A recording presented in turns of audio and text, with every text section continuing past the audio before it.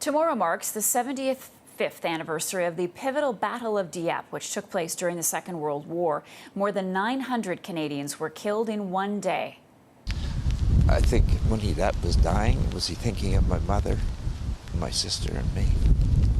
Ron Murray's father was among the Canadian soldiers who paid the ultimate sacrifice on August 19, 1942. Nearly 5,000 Canadian troops landed on the French coast as part of an Allied attack on the Germans.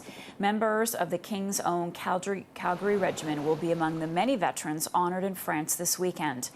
With more on the battle, I'm joined by Tim Stewart. He's a history teacher and historian for the Toronto Scottish Regiment.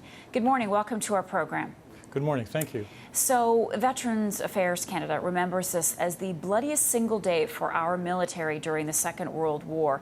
Tell us more about what happened that day on that beach in France. Well, first of all, there was more than one landing beach. Many people assume that only the Dieppe beaches were involved. But there's actually 5 landing beaches, about 16 kilometers of coastline. There were 3 of those beaches were Canadian beaches. 2 of those beaches were beaches that the Army commandos landed on. The Canadian beaches, though, as far as the battle plan went, it was solely based on surprise. And when surprise was lost and they landed late, it was a beautiful Wednesday morning, bright sunshine, the slaughter began. The Allies had totally underestimated the defenses that they faced.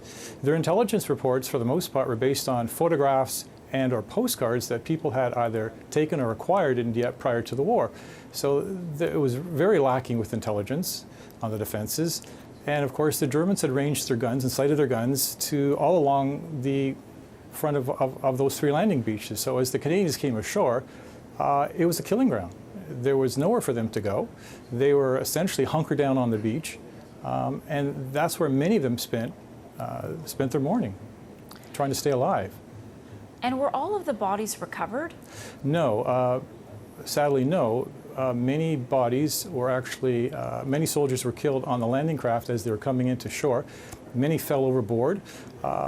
Just to give you one example, Sub-Lieutenant Wallace, a Canadian Navy lieutenant, he was actually killed at night crossing over when they encountered a German convoy. His body, he fell overboard and his body washed up in Dunkirk up the coast.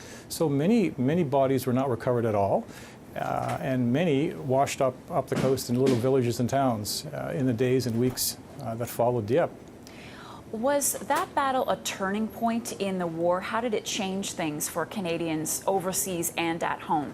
Well, certainly overseas afterwards, many things were learned from Dieppe.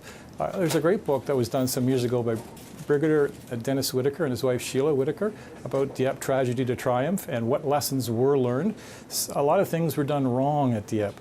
Just to give you one example, many of the landing craft were made out of wood. And at D-Day 2 years later, those craft were made out of steel, and they had armor plating with heavy artillery pieces on board. Another simple example, well, not simple, but a quick example.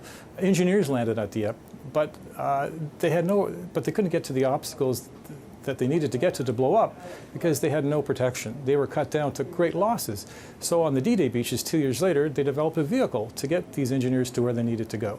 So there's lots of lessons learned, certainly after the Dieppe raid, yes. We're just about out of time with you, but I'm wondering how you would like to see Canadians remember Dieppe.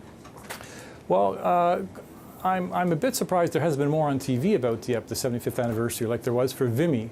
For the 100th in April. There's things on social media, yes, but there hasn't been a lot on TV. And tomorrow, I imagine, on the anniversary, there will be.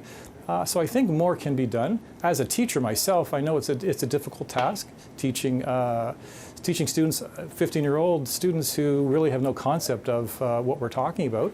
So I think a lot more needs to be done, and we as teachers are trying every day to bring that story alive. All right. Tim, we appreciate you being with us today. Tim Stewart, appreciate your brief history lesson with us. Thank you very much. Take care now.